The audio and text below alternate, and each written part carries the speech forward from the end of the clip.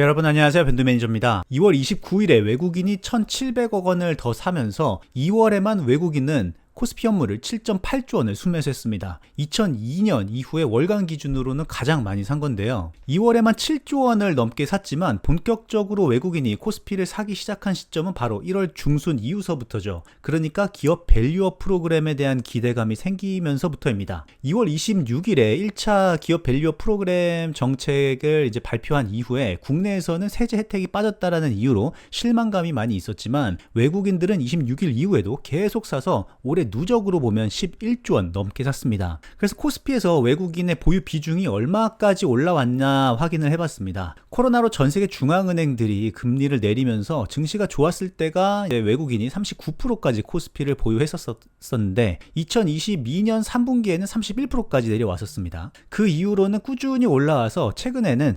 33.5%까지 상승한 상황입니다. 과거 평균이랑 비교해봤더니 2002년 이후, 그러니까 20년 평균으로 봤을 때 외국인은 코스피를 한 35%를 꾸준히 보유하고 있었고요. 10년 평균으로 보면 한 34.7% 정도 됩니다. 그러니까 최근 2022년 3분기에 31%에서 최근 33.5까지 올라왔으니까 지금보다 1%포인트 좀 더 사게 되면 10년 평균치까지 올라오게 되는 겁니다. 가장 높았을 때는 2004년에 44%까지 보유했었던 적이 있습니다. 이번에는 33.5에서 멈출지 아니면 얼마까지 올라갈지는 확인을 해봐야 되긴 하겠지만 이번에 외국인이 사는 사이클에는 긍정적인 요소들이 많이 있죠. 먼저 한국 기업들의 2024년 그리고 2025년 실적 개선세가 다른 이머징 국가 대비해서 높은 상황이고 올해 미국이 기준금리 인하를 시작하게 되면 구조적으로 달러 하락으로 이어지게 돼서 이머징 자산에 대한 수요가 높아질 수 있는데 한국 정부가 기업 밸류업 프로그램이라는 이 정책을 시작하게 되면서 국내 증시를 올리겠다는 강한 의지가 있어서 실적, 멀티플 그리고 정책 모멘텀까지 있는 상황이죠. 제가 계속 외국인 수급을 말씀드리는 이유는 올해 증시 반등은 외국인이 절대적으로 주도했기 때문이고 개인과 기관은 아직까지도 참여 강도가 매우 낮기 때문입니다. 그래서 향후 증시의 상승이나 하락은 외국인의 수급이 절대적일 수밖에 없다고 생각하기 때문에 좀 여러 번 봐서 좀 지겨우시겠지만 계속 공유 드리는 겁니다. 그리고 외국인 수급에 영향을 주는 요인들도 우리가 계속 확인을 해야 하는 이유이고요. 오늘은 외국인 수급에 영향을 줄 수 있는 최근 발표된 경제 지표를 공유 드릴까 합니다.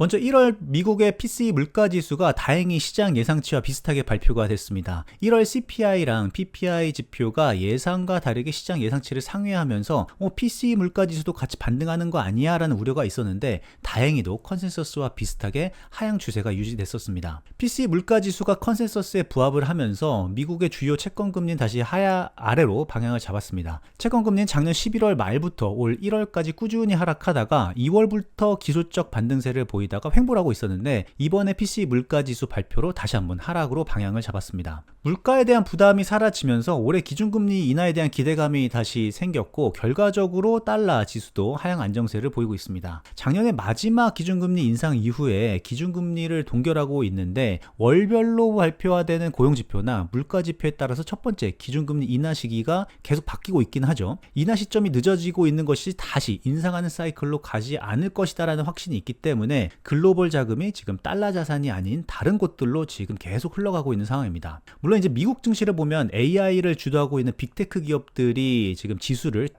지금 이끌고 있는 상황이긴 한데 미국 이외에도 보면요. 유럽, 일본, 인도, 대만, 브라질, 베트남 시장도 지금 상황이 나쁜 상황은 아닙니다. 오히려 좋은 상황이죠. 그리고 그 안에서 뒤늦게 반등하고 있기는 하지만 빠르게 외국인 자금이 유입되고 있는 한국도 포함시킬 수 있을 것 같습니다. 그래서 이제 PCE 물가지수가 다행히 잘 나온 것은 좋은데 한국 증시와 특히 이제 수출주들의 실적과 상관관계가 높은 미국의 ISM 제조업 지수가 2월에는 반등할 것으로 기대를 했었는데 시장 예상치와는 다르게 낮게 발표되면서 다시 하락을 했습니다. 1월에 시장 예상보다 잘 나왔고 특히 이제 세부 항목 중에서 신규 주문이 잘 나오면서 이게 이제는 바닥을 찍었고 2월에는 ISM 제조업 지수가 이제 반등세를 이어갈 것이다. 그래서 정말 오랜만에 기준점인 50을 넘어설 것이라는 기대감이 있었거든요. 그리고 이제 ISM 제조업 지수와 상관관계가 높은 대만이라던가 한국의 수출 데이터들도 계속 상승세를 이어가면서 이번에는 정말 50을 넘어설 것이라는 기대를 했는데 아쉽게도 이번에도 재차 하락을 했습니다. 이 차트를 보시면은 이게 작년 말부터 꾸준히 좀 반등했다가 그래서 이번에 또 올라가는 것이냐 이런 기대감을 했다가 또 다시 반등하고 그래서 이제 페이크 반등이 여러 번 있었는데 올 1월에도 역시나 페이크 반등이었습니다. 이게 금리 인하에 대한 기대감은 있는데 아직도 실질 금리가 높은 상황이다 보니까 제조업 환경이 빠르게 개선되기가 어려운 상황으로 보입니다. 미국 제조업 지수가 2월에도 기준점인 50을 하회하면서 지금 보면 16개월 연속으로 기준점을 하회하는 기간이 지속되고 있는 겁니다. 이번보다 더 긴 시간 동안 제조업 경기가 연속적으로 부진했었던 적은 1959년 이후에 딱 두 번뿐입니다.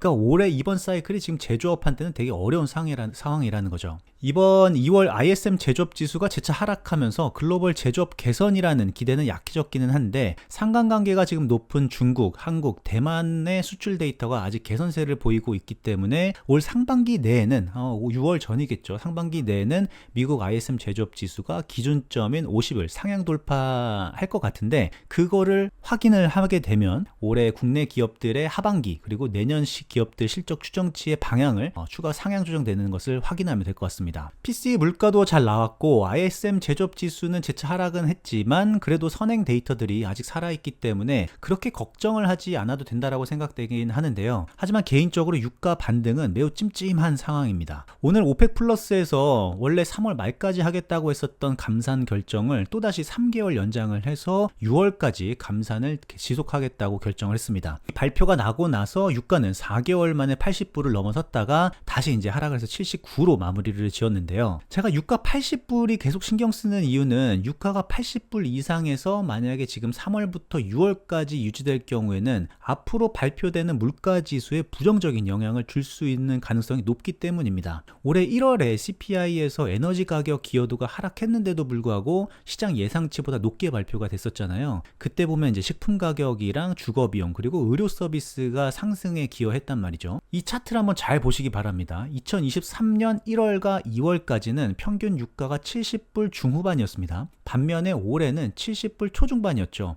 그렇기 때문에 에너지 가격은 전년 대비 증가율은 마이너스였기 때문에 물가 하락에 기여를 했습니다. 근데 이제 작년 3월달서부터 6월까지 보면은 변동성이 크긴 했지만 70불 중반 정도가 평균이었습니다. 근데 만약에 이번에 감산 연장 발표 때문에 3월부터 6월달까지 그러니까 6월달을 보는 이유가 지금 현재 기준으로 봤을 때 6월달에 첫 번째 기준금리 인하를 시작할 것으로 예상되는 시점이 6월이기 때문에 보는 거죠. 6월까지 평균 유가가 만약에 80불 이상에서 유지가 된다라고 하면 3월부터 6월까지는 에너지 가격이 오히려 물가지수 상승에 기여를 할 가능성이 높아진다는 것입니다. 올해 미국 대선도 있고 그리고 미국의 가솔린 가격이 올라가게 되면 대통령 지지율이 안 좋기 때문에 이번 오펙 플러스의 감산 결정에 따라서 미국이 어떤 결정을 내릴지도 좀 잘 지켜봐야 할 것 같기는 한데 핵심은 3월부터 6월까지 평균 유가가 무조건 70불 중반 정도에서 오히려 그 아래에서 유지되어야지만 올해 첫 번째 기준금리 인하가 예상되고 있는 6월 전까지 발표되는 물가지수에 문제가 안 생길 가능성이 높다라는 거죠. 원래 올 1월만 하더라도 빠르면 올 3월부터 첫 번째 기준금리 인하가 시작될 것으로 시장은 예상을 했었습니다. 경제 지표들이 견조하게 발표되면서 그 시기가 5월로 미뤄졌다가 지금은 6월까지 미뤄졌습니다. 지금 시장은 다 6월에 기준금리 인하를 예상하고 있기는 한데 만약에 3월부터 6월까지 유가가 80불 이상에서 유지된다라고 하면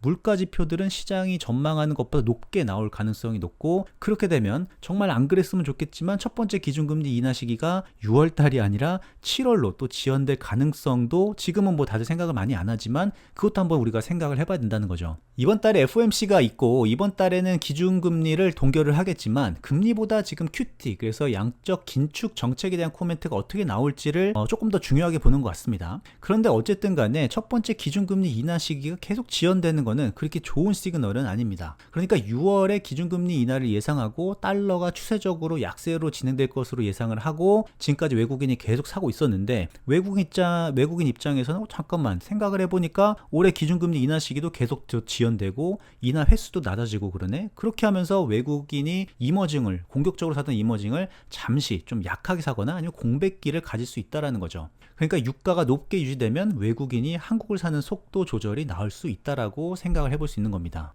그래서 결국 6월까지 달러 지수가 더 중요할 것 같습니다. 당장 다음 주에 선물 옵션 동시 만기도 있고 3월 FOMC도 있고 홍콩 ELS 만기 쏠림도 있고 하기 때문에 다양한 매크로 지표에 대한 심리가 포함되어 있는 달러 지수를 잘 보면서 외국인들의 한국 코스피 매수 속도를 우리가 판단해 볼 수 있을 것 같습니다. 그 과정에서 만약에 조정이 있거나 아니면 변동성이 높아지더라도 올해와 내년 실적 개선이 잘 되고 그리고 주주 환원 비율이 높아지는 회사를 꾸준히 공부를 해두면 좋지 않을까 생각이 됩니다. 네, 그럼 오늘은 여기까지 정리하도록 하겠습니다. 가시기 전에 구독과 좋아요, 알람 설정까지 부탁드립니다. 감사합니다.